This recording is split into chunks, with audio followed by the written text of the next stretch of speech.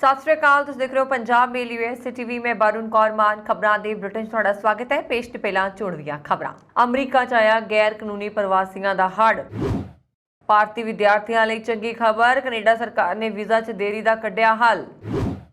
अमरीकी डॉलर के मुकाबले रुपया 31 पैसे डिग के हुण तक के सब तो हेठले पद्धर ते खुलिया। ट्रंप की रिहाइश ते छापे का सोधिया हल्फनामा जारी करने का हुक्म। कैलीफोर्निया विच गुरुद्वारा साहिब नेड़े चलियां गोलियां। ह्यूस्टन विच गोलीबारी, 4 लोगों की मौत। ते हुण इन्हां खबरां दा विस्तार ते कुछ होर खबरां।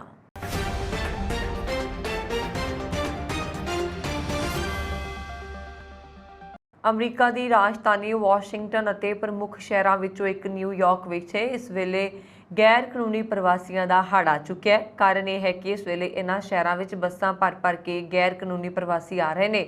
ਹੁਣ आ रहे हैं ਜਾਂ भेजे जा रहे हैं, ये तो बाद ਵਿੱਚ ही पता लगेगा। पर इस वेले गैर कानूनी प्रवासियों का प्रवाह फैडरल सरकार गले दे हड्डी बन चुका है कि आने वाले समय में अमरीका ਵਿੱਚ इमीग्रेशन संबंधी सख्ती ਵਧਣ ਦੇ संकेत हो सकते हैं। असल ਦੇ ਵਿੱਚ ਐਰੀਜ਼ੋਨਾ ਤੇ ਟੈਕਸਾਸ ਦੇ ਮੇਅਰ ਵੱਲੋਂ इन्हां प्रवासियों ਨਾਲ ਭਰੀਆਂ ਬੱਸਾਂ ਨੂੰ ਰਾਜਧਾਨੀ ਵਾਸ਼ਿੰਗਟਨ ਵੱਲ ਰਵਾਨਾ ਕੀਤਾ ਗਿਆ।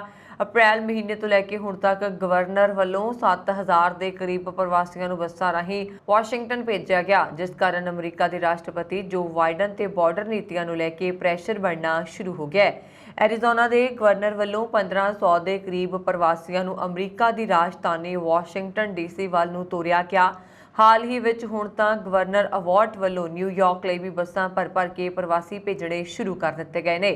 दस दिए कि अवार्ड इस वेले टैक्सास विच नवंबर च होण वालियां मध्यकाली चोणां च तीजी वार गवर्नर बनण दी राह ते ने ते इस लई ओह रिपब्लिकन वोटर्स दा ध्यान अपने वल खिੱਚਣ ਲਈ ਇਹ सब करते भी हो सकते ने।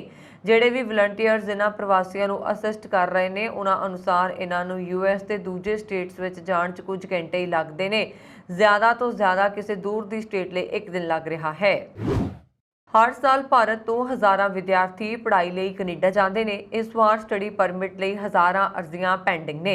इस दे मद्देनज़र कनेडा सरकार ने नवा हल लभ्या है। जानकारी के अनुसार हज़ारां अर्जियां पेंडिंग होने कारण सरकार उन्हां विद्यार्थियों नूं पहल दे रही है जिन्हां दी पढ़ाई सितंबर तो शुरू होने जा रही है, जबकि डिस्टेंस एजुकेशन विकल्प नूं 1 साल होर वधा दिता गया। जानकारी अनुसार भारत के लोगों वालों जमा करवाईयां गईयां 75000 तो वध स्टडी परमिट अर्जियां प्रोसैसिंग पड़ाव विच सन। एक कनेडियन उच्च सिक्ख्या संस्थावां विच पढ़न की इच्छा रखण वाले भारतीयों द्वारा प्राप्त किए गए वीजे ने।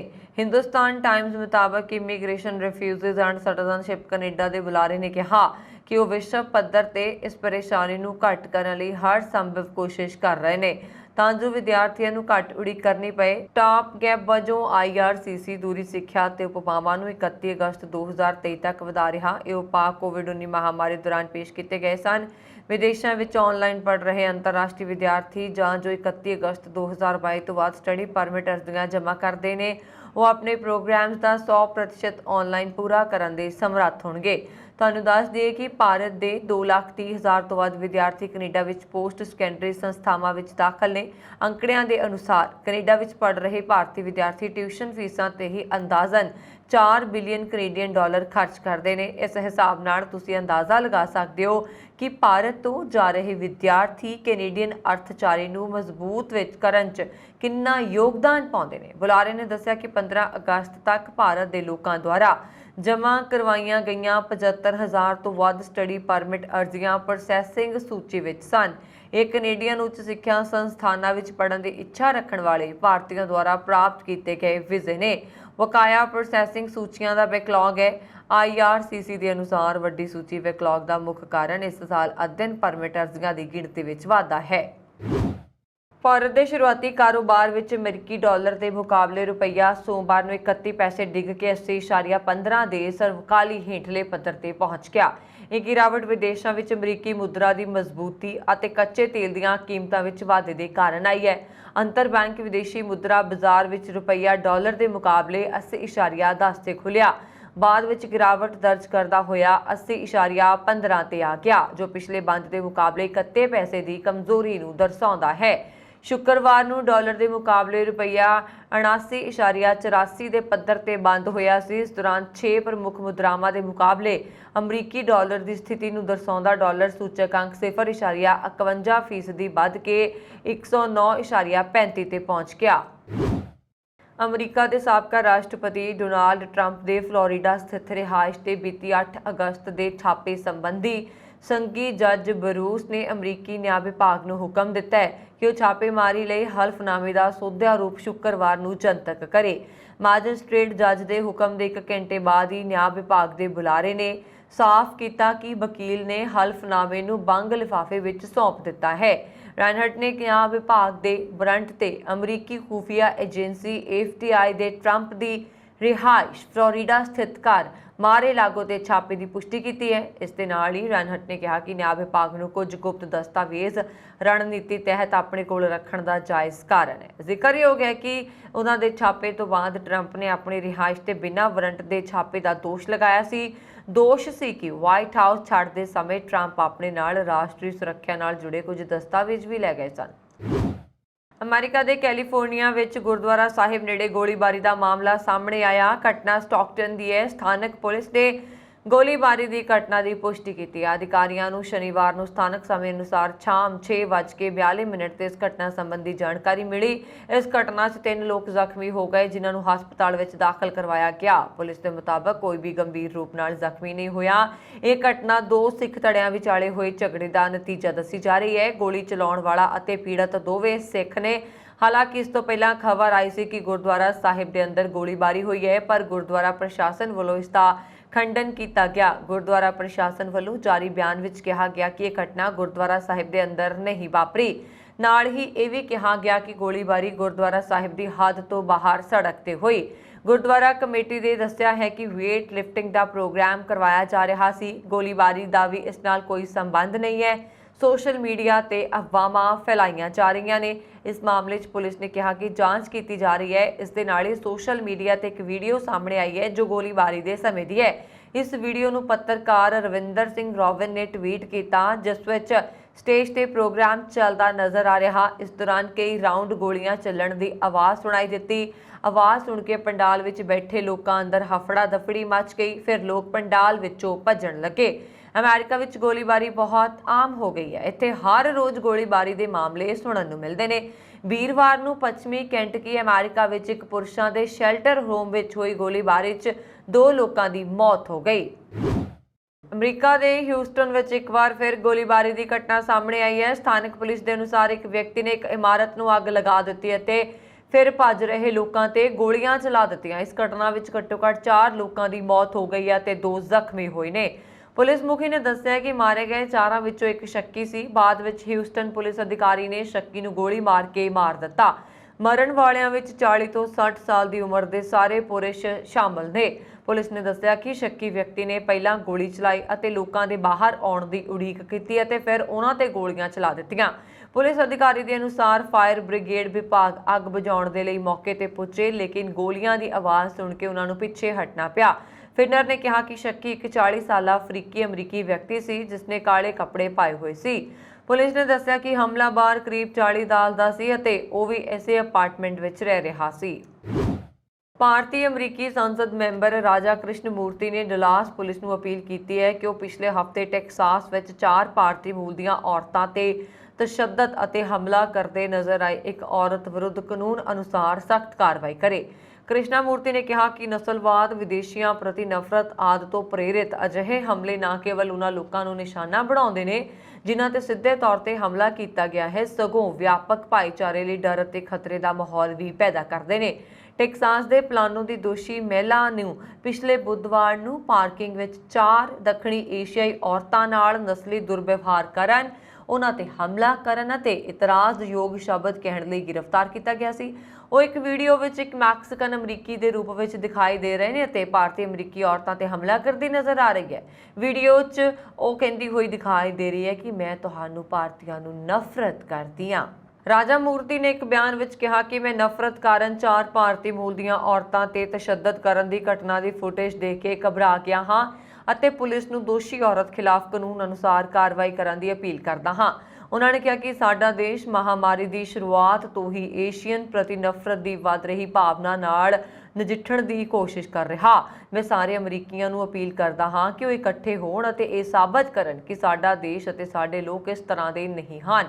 ਉੱਥੇ ਨਿਊ ਇੰਗਲੈਂਡ ਵਿੱਚ ਭਾਰਤੀ ਅਮਰੀਕੀ ਸੰਗਠਨਾਂ ਦੇ ਪ੍ਰਤੀਨਿਧੀਆਂ ਨੇ ਐਤਵਾਰ ਨੂੰ ਇੱਕ ਵੱਖਰਾ ਬਿਆਨ ਜਾਰੀ ਕਰਕੇ ਇਸ ਘਟਨਾ ਦੀ ਨਿੰਦਾ ਕੀਤੀ। ਸੰਗਠਨਾਂ ਦੇ ਨੁਮਾਇੰਦਿਆਂ ਨੇ ਇੱਕ ਬਿਆਨ ਵਿੱਚ ਕਿਹਾ ਕਿ ਅਸੀਂ ਇਸ ਅਤੇ ਭਾਰਤੀ, ਦੱਖਣੀ ਏਸ਼ੀਆਈ ਅਤੇ ਏਸ਼ੀਆਈ ਅਮਰੀਕੀਆਂ ਵਿਰੁੱਧ ਹਿੰਸਾ ਅਤੇ ਨਫ਼ਰਤੀ ਅਪਰਾਧਾਂ ਵਿੱਚ ਹਾਲ ਹੀ ਵਿੱਚ ਹੋਏ ਵਾਧੇ ਤੇ ਬਹੁਤ ਦੁਖੀ ਹਾਂ। ਅਮਰੀਕੀ ਪ੍ਰਤੀਨਿਧੀ ਸਭਾ ਦੀ ਸਪੀਕਰ ਨੈਂਸੀ ਪੈਲੋਸੀ ਦੇ ਅਗਸਤ ਦੇ ਅੱਧ ਵਿੱਚ ਤਾਇਵਾਨ ਦਾ ਦੌਰਾ ਕਰਨ ਤੋਂ ਬਾਅਦ ਪਹਿਲੀ ਵਾਰ ਐਤਵਾਰ ਨੂੰ 2 ਅਮਰੀਕੀ ਜਲ ਸੈਨਾ ਦੇ ਜੰਗੀ ਜਹਾਜ਼ਾਂ ਨੇ ਤਾਇਵਾਨ ਜਲਦ ਮਰੂਮਦ ਵਾਰ ਕੀਤਾ। ਯੂਐਸ 7th ਫਲੀਟ ਨੇ ਰਿਪੋਰਟ ਦਿੱਤੀ ਹੈ ਕਿ ਯੂਐਸ ਐਂਟੀਐਟਮ ਅਤੇ ਯੂਐਸ ਚਾਂਸਲਰ ਵਿਲੇ ਪਹਿਲਾਂ ਤੋਂ ਹੀ ਵੱਧ ਰਹੇ ਤਣਾਅ ਦੇ ਵਿਚਕਾਰ ਸਟ੍ਰੇਟ ਦੇ ਨਿਯਮਿਤ ਦੌਰੇ ਕਰ ਰਹੇ ਨੇ। ਬਿਆਨ ਵਿੱਚ ਕਿਹਾ ਗਿਆ ਕਿ ਜਹਾਜ਼ ਕਿਸੇ ਵੀ ਤਟਵਰਤੀ ਦੇਸ਼ ਦੇ ਪਾਣੀਆਂ ਤੋਂ ਪਰੇ ਇੱਕ ਗਲਿਆਰੇ ਵਿੱਚੋਂ ਲੰਘੇ ਸਨ। ਗੌਰਤਲਬ ਹੈ ਕਿ ਪੈਲੋਸੀ ਦੀ ਹਾਲ ਹੀ ਦੀ ਤਾਇਵਾਨ ਯਾਤਰਾ ਤੋਂ ਨਾਰਾਜ਼ ਚੀਨ ਨੇ ਤਾਇਵਾਨ ਜਲਦ ਮਰੂਮਦ ਅਤੇ ਤਾਇਵਾਨ ਦੇ ਜਲ ਖੇਤਰ ਵਿੱਚ ਕਈ ਚੀਨੀ ਲੜਾਕੂ ਜਹਾਜ਼ ਭੇਜੇ। ਚੀਨ ਨੇ ਲੰਬੀ ਦੂਰੀ ਦੀਆਂ ਮਿਜ਼ਾਈਲਾਂ ਦਾਗੀਆਂ ਨੇ। ਦਰਅਸਲ ਚੀਨ ਤਾਇਵਾਨ ਤੇ ਆਪਣਾ ਦਾਅਵਾ ਜਤਾਉਂਦਾ ਹੈ ਅਤੇ ਇੱਥੇ ਕਿਸੇ ਹੋਰ ਦੇਸ਼ ਦੀ ਸਰਕਾਰ ਨਾਲ ਸੰਬੰਧਿਤ ਲੋਕਾਂ ਦੀ ਯਾਤਰਾ ਦਾ ਵਿਰੋਧ ਕਰਦਾ ਹੈ। ਉੱਥੇ ਅਮਰੀਕੀ ਨੈਵੀਗੇਸ਼ਨ ਦੀ ਆਜ਼ਾਦੀ ਦੇ ਆਪਣੇ ਅਧਿਕਾਰ ਦਾ ਪ੍ਰਦਰਸ਼ਨ ਕਰਨ ਲਈ ਨਿਯਮਿਤ ਤੌਰ ਤੇ ਤਾਇਵਾਨ ਜਲਦ ਮਰੂਮਦ ਜਹਾਜ਼ਾਂ ਨੂੰ ਭੇਜਦਾ ਹੈ। ਇਹ 100 ਮੀਲ ਚੌੜੀ ਸਟ੍ਰੇਟ ਤਾਇਵਾਨ ਨੂੰ ਚੀਨ ਤੋਂ ਵੱਖ ਕਰਦੀ ਹੈ। ਅਮਰੀਕੀ ਪੁਲਾੜ ਏਜੰਸੀ ਨਾਸਾ ਦਾ mega moon rocket launch site ਤੇ ਬਿਜਲੀ ਡਿੱਗਣ ਦੇ ਬਾਵਜੂਦ ਆਪਣੀ ਯਾਤਰਾ ਤੇ ਰਵਾਨਾ ਹੋਣ ਲਈ ਤਿਆਰ। ਇਹ 98 ਮੀਟਰ ਲੰਬਾ ਵਾਹਨ ਨਾਸਾ ਦੁਆਰਾ ਬਣਾਇਆ ਗਿਆ ਹੈ ਤੇ ਹੁਣ ਤੱਕ ਦਾ ਸਭ ਤੋਂ ਸ਼ਕਤੀਸ਼ਾਲੀ ਰਾਕੇਟ ਹੈ। ਨਾਸਾ ਦੇ ਅਪੋਲੋ ਮਿਸ਼ਨ ਨੂੰ ਚੰਦਰਮਾ ਦੇ ਪੰਧ ਵਿੱਚ ਇੱਕ ਖਾਲੀ ਕਰੂ ਕੈਪਸੂਲ ਭੇਜਣ ਦੇ ਲਗਭਗ ਅੱਧੀ ਸਦੀ ਬਾਅਦ ਹੈ। ਤੁਹਾਨੂੰ ਦੱਸ ਦਈਏ ਕਿ ਨਾਸਾ ਦੇ ਇਸ ਰਾਕੇਟ ਦੀ ਲਾਂਚਿੰਗ ਫਲੋਰੀਡਾ ਦੇ ਕੈਨੇਡੀ ਸਪੇਸ ਸੈਂਟਰ ਦੇ ਲਾਂਚ ਪੈਡ 39B ਤੋਂ ਸਵੇਰੇ 8:33 ਤੇ ਕੀਤੀ ਜਾਏਗੀ। ਧਿਆਨਯੋਗ ਹੈ ਕਿ ਆਰਟੈਮਿਸ ਦੇ ਜ਼ਰੀਏ ਨਾਸਾ ਦਾ ਟੀਚਾ ਮਨੁੱਖਾਂ ਨੂੰ ਚੰਦਰਮਾ ਤੇ ਉਤਾਰਨਾ ਹੈ, ਜਿਸ ਦੀ ਪਹਿਲਾਂ ਵੀ ਕਈ ਵਾਰ ਕੋਸ਼ਿਸ਼ ਕੀਤੀ ਜਾ ਚੁੱਕੀ ਹੈ। ਵਿਗਿਆਨੀ ਅਮਰੀਕਾ ਤੱਕ ਪਹੁੰਚੇ ਮੰਕੀਪੌਕਸ ਵਾਇਰਸ ਨੂੰ ਲੈ ਕੇ ਇਸ ਦੇ ਇਲਾਜ ਲਈ ਲਗਾਤਾਰ ਖੋਜ ਕਰ ਰਹੇ ਨੇ। ਇੱਕ ਨਵੇਂ ਅਧਿਐਨ ਵਿੱਚ ਪਾਇਆ ਗਿਆ ਹੈ ਕਿ ਮੰਕੀਪੌਕਸ ਦੇ ਲੱਛਣਾਂ ਅਤੇ ਚਮੜੀ ਦੇ ਜ਼ਖਮਾਂ ਦੇ ਇਲਾਜ ਲਈ ਐਂਟੀਵਾਇਰਲ ਟੋਕਵਾਇਰਮੈਟ ਸੁਰੱਖਿਅਤ ਤੇ ਪ੍ਰਭਾਵਸ਼ਾਲੀ ਹੈ। ਨਿਊਜ਼ ਏਜੰਸੀ INS ਦੇ ਅਨੁਸਾਰ ਮੁੱਖ ਲੇਖਕ Angel Desai California university Davis ਨੇ ਕਿਹਾ ਕਿ ਸਾਡੇ ਕੋਲ ਮੰਕੀਪੌਕਸ ਦੀ ਲਾਗ ਲਈ ਟੋਕੋਵਾਇਰਮੈਟ ਦੀ ਵਰਤੋਂ ਬਾਰੇ ਸੀਮਿਤ ਡੇਟਾ ਹੈ, ਪਰ ਬਿਮਾਰੀ ਦੇ ਕੁਦਰਤੀ ਵਿਕਾਸ ਬਾਰੇ ਜਾਣਨ ਲਈ ਬਹੁਤ ਕੁਝ ਹੈ। 25ਵਾਂ ਜਰਨਲ ਵਿੱਚ ਪ੍ਰਕਾਸ਼ਿਤ ਇੱਕ ਨਵੇਂ ਅਧਿਐਨ ਵਿੱਚ ਅਜ਼ਮਾਇਸ਼ ਟੀਮ ਨੇ ਮੰਕੀਪੌਕਸ ਵਾਲੇ 25 ਮਰੀਜ਼ਾਂ ਨੂੰ ਸ਼ਾਮਲ ਕੀਤਾ ਹੈ। ਉਸ ਨੂੰ ਟੋਕੋਵਾਇਰਮੈਟ ਥੈਰੇਪੀ ਦਿੱਤੀ ਗਈ ਹੈ। ਇਹਨਾਂ ਮਰੀਜ਼ਾਂ ਦੇ ਸਰੀਰ ਦੇ ਕਈ ਹਿੱਸਿਆਂ ਜਾਂ ਸੰਵੇਦਨਸ਼ੀਲ ਖੇਤਰਾਂ ਜਿਵੇਂ ਕਿ ਚਿਹਰੇ, ਜਣਨ ਜਾਂ ਖੇਤਰ ਚਮੜੀ ਦੇ ਜ਼ਖਮ ਭਾਰ ਦੇ ਆਧਾਰ ਤੇ 8 ਜਾਂ 12 ਘੰਟਿਆਂ ਬਾਅਦ ਇਲਾਜ ਦਿੱਤਾ ਜਾਂਦਾ ਸੀ। ਅਧਿਐਨ 'ਚ ਪਾਇਆ ਗਿਆ ਹੈ ਕਿ ਇਲਾਜ ਦੇ 7ਵੇਂ ਦਿਨ ਬਾਅਦ 40% ਮਰੀਜ਼ਾਂ ਦੇ ਜ਼ਖਮ ਠੀਕ ਹੋ ਜਾਂਦੇ ਨੇ। ਇਸ ਦੇ ਨਾਲ 21 ਤਰੀਕ ਤੱਕ ਇਲਾਜ ਕਰਵਾਉਣ ਵਾਲੇ 92% ਲੋਕ ਠੀਕ ਹੋ ਗਏ ਨੇ। ਇਸ ਸਾਲ ਪਾਕਿਸਤਾਨ ਦੀਆਂ ਮੁਸੀਬਤਾਂ ਘੱਟ ਹੋਣ ਦਾ ਨਾਮ ਨਹੀਂ ਲੈ ਰਹੀਆਂ। ਪਹਿਲਾਂ ਸਿਆਸੀ ਸੰਕਟ, ਫਿਰ ਆਰਥਿਕ ਸੰਕਟ ਅਤੇ ਹੁਣ ਹੜ੍ਹ ਦਾ ਸੰਕਟ। ਇੱਥੋਂ ਦੇ ਲੋਕ ਲਗਾਤਾਰ ਇਹਨਾਂ ਸਮੱਸਿਆਵਾਂ ਨਾਲ ਜੂਝ ਰਹੇ ਨੇ ਕਿਉਂਕਿ ਪਿਛਲੇ ਕੁਝ ਦਿਨਾਂ ਤੋਂ ਪਾਕਿਸਤਾਨ ਵਿੱਚ ਆਏ ਹੜ੍ਹਾਂ ਨੇ ਭਾਰੀ ਤਬਾਹੀ ਮਚਾਈ ਹੈ। ਭਾਰੀ ਮੀਂਹ ਅਤੇ ਹੜ੍ਹਾਂ ਕਾਰਨ ਇਸ ਗੁਆਂਢੀ ਦੇਸ਼ ਵਿੱਚ ਹੁਣ ਤੱਕ 1000 ਤੋਂ ਵੱਧ ਲੋਕਾਂ ਦੀ ਮੌਤ ਹੋ ਚੁੱਕੀ ਹੈ। 3 ਕਰੋੜ ਤੋਂ ਵੱਧ ਲੋਕ ਇਸ ਤੋਂ ਪ੍ਰਭਾਵਿਤ ਨੇ। 10 ਲੱਖ ਤੋਂ ਵੱਧ ਘਰਾਂ ਨੂੰ ਨੁਕਸਾਨ ਪਹੁੰਚਿਆ। ਸਥਿਤੀ ਦੀ ਗੰਭੀਰਤਾ ਦਾ ਅੰਦਾਜ਼ਾ ਇਸ ਗੱਲ ਤੋਂ ਲਗਾਇਆ ਜਾ ਸਕਦਾ ਹੈ ਕਿ ਪਾਕਿਸਤਾਨ ਸਰਕਾਰ ਨੂੰ ਪਿਛਲੇ ਦਿਨੀ ਰਾਸ਼ਟਰੀ ਐਮਰਜੈਂਸੀ ਦਾ ਐਲਾਨ ਕਰਨਾ ਪਿਆ। ਤੁਹਾਨੂੰ ਦੱਸਦੇ ਹਾਂ ਕਿ ਬਹੁਤ ਸਾਰਾ ਨੁਕਸਾਨ ਹੋ ਚੁੱਕਾ ਹੈ। ਪਾਕਿਸਤਾਨੀ ਨਿਊਜ਼ ਚੈਨਲ ਜ਼ੀਓ ਨਿਊਜ਼ ਮੁਤਾਬਕ 14 ਜੂਨ 2022 ਤੋਂ ਹੋ ਰਹੀ ਬਾਰਿਸ਼ ਕਾਰਨ ਕਈ ਜ਼ਿਲ੍ਹਿਆਂ ਵਿੱਚ ਹੜ੍ਹ ਆ ਗਏ ਸਨ। ਇਸ ਕਾਰਨ ਹੁਣ ਤੱਕ ਕਰੀਬ 1033 ਲੋਕਾਂ ਦੀ ਮੌਤ ਹੋ ਚੁੱਕੀ ਹੈ। ਇਹਨਾਂ ਵਿੱਚੋਂ 207 ਔਰਤਾਂ ਤੇ 348 ਬੱਚੇ ਸ਼ਾਮਲ ਨੇ। ਹੁਣ ਤੱਕ 1500 ਤੋਂ ਵੱਧ ਲੋਕ ਜ਼ਖਮੀ ਹੋ ਚੁੱਕੇ ਨੇ। ਜੇਕਰ ਪਿਛਲੇ 24 ਘੰਟਿਆਂ ਦੀ ਗੱਲ ਕਰੀਏ ਤਾਂ 119 ਲੋਕਾਂ ਦੀ ਜਾਨ ਚਲੀ ਗਈ ਹੈ, ਜਦਕਿ 71 ਲੋਕ ਜ਼ਖਮੀ ਦੱਸੇ ਜਾ ਰਹੇ ਨੇ। 24 ਘੰਟਿਆਂ ਦੇ ਇਸ ਅੰਕੜੇ ਵਿੱਚ ਸਭ ਤੋਂ ਵੱਧ ਮੌਤਾਂ ਸਿੰਧੂ ਸੂਬੇ ਵਿੱਚ ਹੋਈਆਂ ਨੇ। ਇੱਥੇ 76 ਲੋਕ ਇਸ ਘੱਲੂਘਾਰੇ ਦਾ ਸ਼ਿਕਾਰ ਹੋਏ, ਜਦੋਂ ਕਿ ਪਖਤੂਨਖਵਾ ਵਿੱਚ 31, ਬਲੋਚਿਸਤਾਨ ਵਿੱਚ 4 ਅਤੇ ਗਿਲਗਿਤ ਬਾਲਟਿਸਤਾਨ ਵਿੱਚ 6 ਲੋਕ ਸਥਾਨਕ ਮੀਡੀਆ ਦੁਆਰਾ ਦੱਸੇ ਗਏ। ਇਹਨਾਂ ਤੋਂ ਇਲਾਵਾ ਕਰੀਬ 5 ਲੱਖ ਪਸ਼ੂਆਂ ਦੀ ਵੀ ਹੜ੍ਹਾਂ 'ਚ ਮੌਤ ਹੋ ਚੁੱਕੀ ਹੈ। ਹੜ੍ਹਾਂ 'ਚ ਨਾ ਕੇਵਲ ਜਾਨੀ ਨੁਕਸਾਨ ਹੋਇਆ, ਸਗੋਂ ਆਰਥਿਕ ਨੁਕਸਾਨ ਵੱਡੇ ਪੱਧਰ ਤੇ ਹੋ ਰਿਹਾ। ਪਾਕਿਸਤਾਨੀ ਅਖਬਾਰ ਦਾ ਐਕਸਪ੍ਰੈਸ ਟ੍ਰਿਬਿਊਨ ਦੀ ਰਿਪੋਰਟ ਦੇ ਮੁਤਾਬਕ ਇਸ ਚਾਲੂ ਵਿੱਤੀ ਸਾਲ 'ਚ ਹੜ੍ਹਾਂ ਕਾਰਨ ਪਾਕਿਸਤਾਨ ਨੂੰ 4 ਅਰਬ ਡਾਲਰ ਤੋਂ ਵੱਧ ਦਾ ਨੁਕਸਾਨ ਹੋਇਆ। ਦਰਅਸਲ ਹੜ੍ਹਾਂ ਕਾਰਨ ਜ਼ਿਆਦਾਤਰ ਫਸਲਾਂ ਤਬਾਹ ਹੋ ਗਈਆਂ ਨੇ। ਹੁਣ ਪਾਕਿਸਤਾਨ ਨੂੰ 2 ਅਰਬ 6 ਕਰੋੜ ਡਾਲਰ ਦੀ ਕਪਾਹ ਤੇ 90 ਕਰੋੜ ਡਾਲਰ ਦੀ ਕਣਕ ਦੀ ਦਰਾਮਦ ਕਰਨੀ ਪੈ ਸਕਦੀ ਹੈ। ਇੰਨਾ ਹੀ ਨਹੀਂ, ਫਸਲ ਨੂੰ ਹੋਏ ਨੁਕਸਾਨ ਕਾਰਨ ਪਾਕਿਸਤਾਨ ਨੂੰ 1 ਅਰਬ ਡਾਲਰ ਦੇ ਕੱਪੜਾ ਨਿਰਯਾਤ ਦਾ ਵੀ ਨੁਕਸਾਨ ਉਠਾਉਣਾ ਪੈ ਸਕਦਾ ਹੈ। ਅਮਰੀਕਾ ਦਾ ਰੱਖਿਆ ਵਿਭਾਗ ਸਮੁੰਦਰੀ ਰਸਤੇ ਯੂਕਰੇਨ ਨੂੰ ਹੋਰ ਹਥਿਆਰ ਭੇਜ ਰਿਹਾ। ਵਾਸ਼ਿੰਗਟਨ ਪੋਸਟ ਨੇ ਅਮਰੀਕੀ ਰੱਖਿਆ ਅਧਿਕਾਰੀਆਂ ਦੇ ਹਵਾਲੇ ਨਾਲ ਇਹ ਜਾਣਕਾਰੀ ਦਿੱਤੀ। ਅਖਬਾਰ ਨੇ ਸ਼ਨੀਵਾਰ ਨੂੰ ਕਿਹਾ ਕਿ ਇਹ ਜਹਾਜ਼ ਵੱਡੀ ਮਾਤਰਾ ਵਿੱਚ ਮਾਲ ਢੋਣ ਤੇ ਸਮਰੱਥ ਹੈ। ਹਾਲਾਂਕਿ ਇਸ ਦੀ ਰਫ਼ਤਾਰ ਹਵਾਈ ਜਹਾਜ਼ ਤੋਂ ਘੱਟ ਹੈ, ਪਰ ਇਸ ਨਾਲ ਕੀਵ ਨੇੜੇ ਹਥਿਆਰਾਂ ਦੀ ਵੱਡੀ ਖੇਪ ਤਿਆਰ ਹੋ ਜਾਏਗੀ। ਰੱਖਿਆ ਅਧਿਕਾਰੀਆਂ ਨੇ ਵਾਸ਼ਿੰਗਟਨ ਪੋਸਟ ਨੂੰ ਦੱਸਿਆ ਕਿ ਪੈਂਟਾਗਨ ਨੇ ਫਰਵਰੀ ਦੇ ਅਖੀਰ ਵਿੱਚ ਰੂਸ ਦੁਆਰਾ ਇੱਕ ਫੌਜੀ ਕਾਰਵਾਈ ਸ਼ੁਰੂ ਕਰਨ ਤੋਂ ਹਫ਼ਤੇ ਬਾਅਦ ਸਮੁੰਦਰੀ ਰਸਤੇ ਯੂਕਰੇਨ ਨੂੰ ਹਥਿਆਰ ਭੇਜਣੇ ਸ਼ੁਰੂ ਕਰ ਦਿੱਤੇ ਸਨ। ਅਮਰੀਕਾ ਹੁਣ ਆਸਾਨੀ ਨਾਲ ਹੌਵਿਟਜ਼ਰ, ਤੋਪਖਾਨੇ ਅਤੇ ਹੋਰ ਭਾਰੀ ਹਥਿਆਰ ਯੂਕਰੇਨ ਨੂੰ ਸਮੁੰਦਰ ਰਾਹੀਂ ਭੇਜਦਾ ਹੈ। ਅਧਿਕਾਰੀਆਂ ਨੇ ਇਸ ਲਈ ਵਰਤੇ ਜਾ ਰਹੇ ਸਮੁੰਦਰੀ ਰਸਤੇ ਦਾ ਵੇਰਵਾ ਦੇਣ ਤੋਂ ਇਨਕਾਰ ਕਰ ਦਿੱਤਾ, ਪਰ ਉਸਨੇ ਕਿਹਾ ਕੁਝ ਹਥਿਆਰ ਸਿੱਧੇ ਲੜਾਈ ਦੇ ਖੇਤਰ ਵਿੱਚ ਲਿਆਂਦੇ ਜਾਂਦੇ ਨੇ ਅਤੇ ਦੂਸਰੇ ਯੂਰਪ ਵਿੱਚ ਅਮਰੀਕਾ ਦੇ ਸਟਾਕ ਨੂੰ ਭਰਨ ਲਈ ਵਰਤੇ ਜਾਂਦੇ ਨੇ। ਹਾਲਾਂਕਿ ਕੈਨੇਡਾ ਸਰਕਾਰ ਵੱਲੋਂ ਫੈਡਰਲ ਗਨ ਕੰਟਰੋਲ ਬਿੱਲ ਨੂੰ ਲੈ ਕੇ ਕਾਰਵਾਈ ਸ਼ੁਰੂ ਕਰ ਦਿੱਤੀ ਗਈ ਸੀ, ਪਰ ਇਸ ਦੇ ਬਾਵਜੂਦ ਬੰਦੂਕਾਂ ਤੇ ਨਸ਼ਾ ਮਿਲਣ ਦਾ ਸਿਲਸਿਲਾ ਜਾਰੀ ਹੈ। ਹਾਲਟਨ ਰੀਜਨਲ ਪੁਲਿਸ ਵੱਲੋਂ ਬੀਤੇ ਦਿਨੀ ਔਕਵਿਲੇ ਅਤੇ ਬ੍ਰੈਂਪਟਨ ਦੇ 2 ਨੌਜਵਾਨਾਂ ਨੂੰ ਗ੍ਰਿਫਤਾਰ ਕੀਤਾ ਗਿਆ ਹੈ, ਜਿਨ੍ਹਾਂ ਦੇ ਕੋਲੋਂ ਅਸਲੇ ਦੇ ਨਾਲ ਨਸ਼ੀਲਾ ਪਦਾਰਥ ਵੀ ਬਰਾਮਦ ਹੋਇਆ। ਇਸ ਮਾਮਲੇ ਵਿੱਚ ਕਾਰਵਾਈ ਕਰਦੇ ਹੋਏ ਹਾਲਟਨ ਪੁਲਿਸ ਨੇ ਵੀਰਵਾਰ 25 ਅਗਸਤ ਨੂੰ ਔਕਵਿਲੇ ਦੇ 28 ਸਾਲਾ ਸਾਹਿਲ ਚੌਨਾ ਨੂੰ ਗ੍ਰਿਫਤਾਰ ਕੀਤਾ। ਉਸ ਉੱਤੇ 9 ਤੋਂ ਵੱਧ ਦੋਸ਼ ਆਇਦ ਕੀਤੇ ਗਏ ਨੇ, ਜਿਨ੍ਹਾਂ ਵਿੱਚ ਅਣਅਧਿਕਾਰਤ ਤਰੀਕੇ ਨਾਲ ਬੰਦੂਕ ਰੱਖਣ, ਅਣਅਧਿਕਾਰਤ ਤਰੀਕੇ ਨਾਲ ਅਸਲਾ ਰੱਖਣ, ਕੋਕੀਨ ਦੀ ਤਸਕਰੀ, ਇਹ ਜਾਣਦੇ ਹੋਏ ਵੀ ਕਿ ਅਸਲਾ ਰੱਖਣਾ ਗੈਰ ਕਾਨੂੰਨੀ ਹੈ, ਇਸ ਦੇ ਬਾਵਜੂਦ ਰੱਖਣਾ, ਇਹ ਜਾਣਦੇ ਹੋਏ ਕਿ ਮਨਾਹੀ ਵਾਲੇ ਹਥਿਆਰ ਰੱਖਣ ਤੇ ਪਾਬੰਦੀ ਹੈ, ਹਥਿਆਰ ਰੱਖਣੇ, ਲਾਪਰਵਾਹੀ ਨਾਲ ਹਥਿਆਰ ਸਟੋਰ ਕਰਨ ਵਰਗੇ ਕਈ ਦੋਸ਼ ਆਇਦ ਕੀਤੇ ਗਏ ਨੇ। ਕੈਨੇਡਾ ਤੋਂ ਪੰਜਾਬੀਆਂ ਲਈ ਖੁਸ਼ੀ ਦੀ ਖਬਰ ਹੈ, ਜਿੱਥੇ ਪੰਜਾਬ ਦੀਆਂ 2 ਧੀਆਂ ਦੀ ਚੋਣ ਇੰਟਰਨੈਸ਼ਨਲ ਸਟੂਡੈਂਟ ਸਕਾਲਰਸ਼ਿਪ ਲਈ ਹੋਈ ਹੈ। Leicester B Pearson international student scholarship ਲਈ ਦੁਨੀਆ ਭਰ ਵਿੱਚੋਂ 38 ਵਿਦਿਆਰਥੀ ਚੁਣੇ ਗਏ, ਜਿਨ੍ਹਾਂ ਵਿੱਚ ਪੰਜਾਬ ਦੀਆਂ 2 ਧੀਆਂ ਸਣੇ ਭਾਰਤ ਦੇ 4 ਵਿਦਿਆਰਥੀ ਸ਼ਾਮਲ ਨੇ। ਇਹਨਾਂ ਵਿੱਚ ਮੋਹਾਲੀ ਜ਼ਿਲ੍ਹੇ ਦੇ ਪਿੰਡ ਜ਼ੰਗਪੁਰਾ ਦੀ ਹਸਲੀਨ ਕੌਰ ਅਤੇ ਰਾਏਕੋਟ ਦੀ ਮਹਿਕਪ੍ਰੀਤ ਕੌਰ ਸੱਗੂ ਦਾ ਨਾਮ ਸ਼ਾਮਲ ਹੈ। ਹੁਣ ਇਹ ਵਿਦਿਆਰਥਣਾਂ ਕੈਨੇਡਾ ਦੀ ਯੂਨੀਵਰਸਿਟੀ ਵਿੱਚ 4 ਸਾਲ ਮੁਫਤ ਪੜ੍ਹਾਈ ਕਰਨਗੀਆਂ। ਦੱਸਦੀ ਹੈ ਕਿ ਉਕਤ ਵਕਾਰੀ ਸਕਾਲਰਸ਼ਿਪ ਲਈ ਚੋਣ ਲਈ ਨਵੰਬਰ ਵਿੱਚ ਫਾਰਮ ਭਰੇ ਜਾਂਦੇ ਨੇ। ਯੂਨੀਵਰਸਿਟੀ ਸਕੂਲ ਤੋਂ ਹੀ ਬੱਚੇ ਦਾ ਸਾਰਾ ਰਿਕਾਰਡ ਹਾਸਲ ਕਰਦੀ ਹੈ ਤੇ ਨਾਲ ਵਿਦਿਆਰਥੀ ਵੱਲੋਂ ਸਾਹਿਤ, ਕਲਾ, ਸਮਾਜ, ਧਰਮ, ਖੇਡਾਂ ਤੇ ਹੋਰ ਖੇਤਰਾਂ ਦੀਆਂ ਪ੍ਰਾਪਤੀਆਂ ਵੀ ਜ਼ਰੂਰੀ ਹੁੰਦੀਆਂ ਨੇ।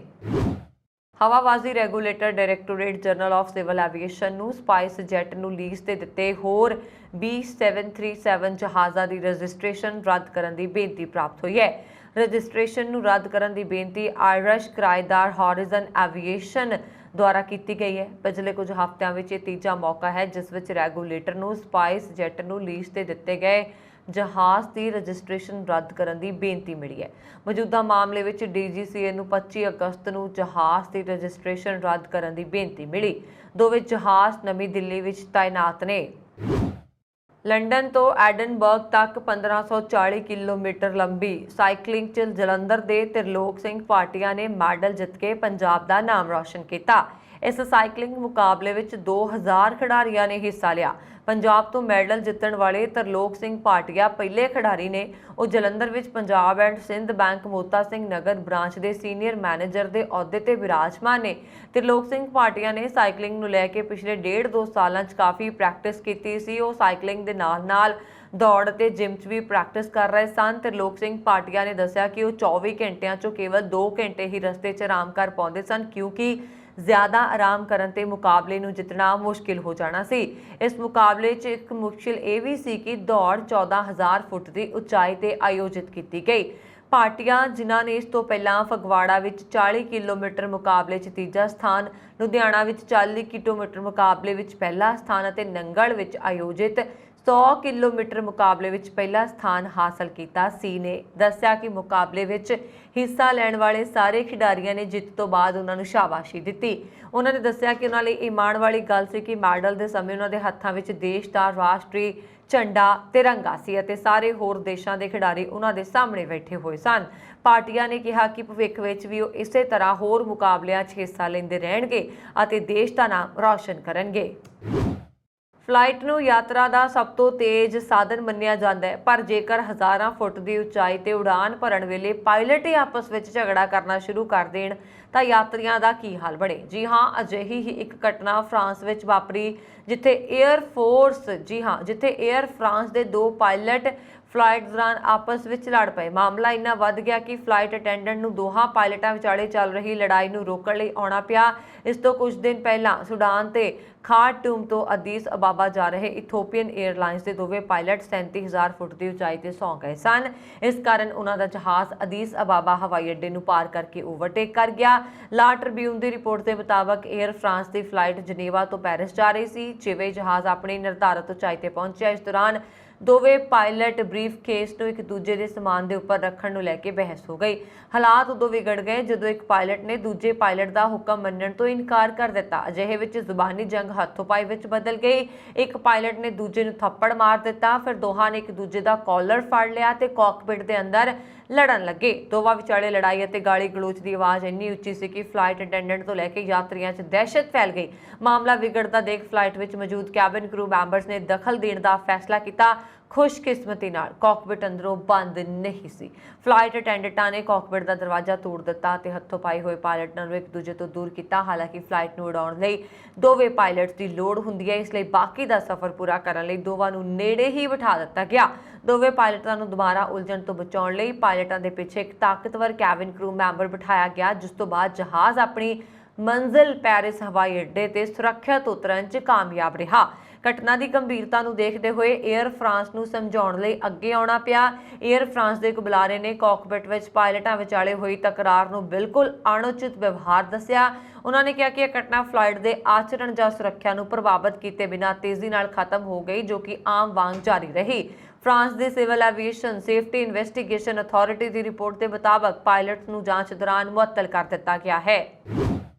ਪੰਜਾਬ 'ਚ ਪਸ਼ੂਆਂ 'ਚ ਫੈਲੀ ਲੰਪੀ ਸਕਿਨ ਬਿਮਾਰੀ ਕਾਰਨ ਦੁੱਧ ਦੇ ਉਤਪਾਦਨ 'ਚ 15 ਤੋਂ 20% ਦੀ ਕਮੀ ਆਈ ਹੈ। ਸੂਬੇ ਦੀ ਪ੍ਰੋਗਰੈਸਿਵ ਉਤਪਾਦਨ ਫਾਰਮਰਜ਼ ਐਸੋਸੀਏਸ਼ਨ ਨੇ ਦਾਅਵਾ ਕੀਤਾ ਹੈ ਕਿ ਇਹ ਬਿਮਾਰੀ ਪਸ਼ੂਆਂ 'ਚ ਖਾਸ ਕਰਕੇ ਗਾਵਾਂ ਨੂੰ ਪ੍ਰਭਾਵਿਤ ਕਰਦੀ ਹੈ ਅਤੇ ਪਸ਼ੂਆਂ ਦੀ ਮੌਤ ਦਾ ਕਾਰਨ ਬਣਦੀ ਹੈ। ਪੰਜਾਬ ਸਰਕਾਰ ਦੇ ਅੰਕੜਿਆਂ ਦੇ ਮੁਤਾਬਕ ਸੂਬੇ 'ਚ ਲੰਪੀ ਨਾਲ 1,25,000 ਪਸ਼ੂ ਪ੍ਰਭਾਵਿਤ ਹੋਏ ਨੇ, ਜਦੋਂ ਕਿ 10,000 ਦੀ ਮੌਤ ਹੋਈ ਹੈ। ਦੂਜੇ ਪਾਸੇ ਸੂਬੇ ਦੇ ਡੇਅਰੀ ਐਸੋਸੀਏਸ਼ਨ ਵਿਰੋਧ ਕਰ ਰਹੀ ਹੈ। ਪ੍ਰੋਗਰੈਸਿਵ ਡੇਅਰੀ ਫਾਰਮ ਐਸੋਸੀਏਸ਼ਨ ਮੁਤਾਬਕ ਸੂਬੇ 'ਚ ਹੁਣ ਤੱਕ 1 ਲੱਖ ਦੇ ਕਰੀਬ ਪਸ਼ੂ ਲੰਪੀ ਨਾਲ ਪ੍ਰਭਾਵਿਤ ਨੇ। ਦੁੱਧ 'ਚ ਗਿਰਾਵਟ ਦੇਖਣ ਨੂੰ ਮਿਲ ਰਹੀ ਹੈ। ਪੀਡੀਐਫਏ ਦੇ ਪ੍ਰਧਾਨ ਦਲਜੀਤ ਸਿੰਘ ਨੇ ਦੱਸਿਆ ਕਿ ਪੰਜਾਬ ਵਿੱਚ ਗਾਵਾਂ ਤੇ ਮੱਝਾਂ ਦਾ ਕੁੱਲ ਦੁੱਧ ਉਤਪਾਦਨ 3 ਕਰੋੜ ਲੀਟਰ ਪ੍ਰਤੀ ਦਿਨ ਹੁੰਦਾ ਹੈ, ਜਿਸ ਵਿੱਚੋਂ 1.25 ਕਰੋੜ ਲੀਟਰ ਮੰਡੀ 'ਚ ਵਿਕਦਾ। ਪੰਜਾਬ ਵਿੱਚ 22 ਲੱਖ ਦੇ ਕਰੀਬ ਗਾਵਾਂ ਨੇ। ਛੂਤ ਦੀ ਬਿਮਾਰੀ ਨਾਲ ਡੇਅਰੀ ਫਾਰਮਰਜ਼ ਸਭ ਤੋਂ ਵੱਧ ਪ੍ਰਭਾਵਿਤ ਹੋਏ ਨੇ। ਡੇਅਰੀ ਕਿਸਾਨਾਂ ਨੇ ਕੁਝ ਦਿਨ ਪਹਿਲਾਂ ਪੰਜਾਬ ਦੇ ਮੁੱਖ ਮੰਤਰੀ ਭਗਵੰਤ ਮਾਨ ਨਾਲ ਮੁਲਾਕਾਤ ਕੀਤੀ ਅਤੇ LSD ਕਾਰਨ ਮਰਨ ਵਾਲੇ ਪਸ਼ੂਆਂ ਦੀ 50,000 ਰੁਪਏ ਮੁਆਵਜ਼ਾ ਦੀ ਮੰਗ ਕੀਤੀ। सोमवार तो शुरू हो रहे साल के आखिरी grand slam US open tennis tournament के महिला वर्ग में 23 बार की ग्रैंड स्लैम जेतू अमेरिका की सेरेना विलियम्स एक होर ग्रैंड स्लैम जित के रिकॉर्ड 24वां खिताब अपने नाम करना चाहणगे। सेरेना की लय हालांकि उन्होंने साथ नहीं दे रही तो उन्होंने अपने पिछले 6 विचों 5 मुकाबले गुआए ने। उन्होंने ये सफ़र सौखा नहीं होने वाला। महिला वर्ग में भी जापान की नाओमी ओसाका 2 बार US ओपन जित चुके हैं तो इसलिए न्यूयॉर्क में उन्होंने खिताब का मुख्य दावेदार मन्निया जाता है। हालांकि ऑस्ट्रेलियन ओपन की उपजेतू डैनियल कॉलिन्स खिलाफ अपने पहले गेड़ के मुकाबले तो पहला काफ़ी चंगी स्थिति में नहीं है। दुनिया के मुताबक दुनिया की साबका नंबर 1 खिडारन ओसाका हुण 44वें नंबर पर है तो अपने पिछले 3 मुकाबले गवा चुकी है। उन्होंने अप्रैल की शुरुआत तो 2 मैच जिते ने जबकि 6 गवाए ने। महिलावां विच उन्हां तो इलावा नंबर 1 पोलैंड की ईगा स्वियातेक कोको गाफ के नाल ही पिछली वार की चैंपीयन ब्रिटेन की राडुकानु भी दावेदार होएगी। ਇਹ ਸਨ ਹੁਣ ਤੱਕ ਦੀਆਂ ਖਬਰਾਂ। ਮੈਨੂੰ ਵरुण ਕੌਰ ਮਾਨ ਨੂੰ ਦਿਵਾ ਗਿਆ। ਹੋਰ ਖਬਰਾਂ ਦੇ ਲਈ ਸਾਡਾ YouTube ਚੈਨਲ ਪੰਜਾਬ ਮੇਲ USA TV ਜ਼ਰੂਰ ਸਬਸਕ੍ਰਾਈਬ ਕਰੋ। ਸਤਿ ਸ਼੍ਰੀ ਅਕਾਲ।